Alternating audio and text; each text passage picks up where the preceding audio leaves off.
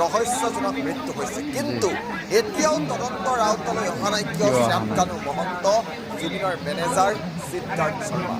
জুবিনৰ মেনেজাৰ সিদ্ধাৰ্থ শৰ্মা শ্যামকানু মহন্তক যদি গ্ৰেপ্তাৰ নকৰে অসমৰ পৰিস্থিতি বেয়া হ'ব।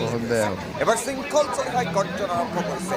সিদ্ধাৰ্থ শৰ্মাই যি উৎপন্দালি কৰে টকাৰ জোৰত তাত কেতিয়াও আমি মানি নলওঁ বুলি কৈছে। যদিহে সিদ্ধাৰ্থ শৰ্মাক এৰেষ্ট নকৰে, গ্ৰেপ্তাৰ নকৰে, আমাৰ হাতত মাৰ খাব।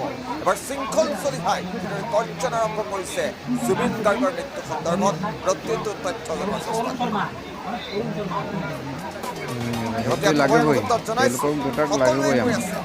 জুবিন গাৰ্গৰ মৃত্যু স্বাভাৱিক মৃত্যু নহয়। ৰহস্য আছে আৰু তেওঁলোক দুটাই মাজত কিবা না কিবা আছে আৰু চৰকাৰে গ্ৰেপ্তাৰ নকৰিলে সিদ্ধাৰ্থ শৰ্মাই আমাৰ পৰাই মাৰ খাব।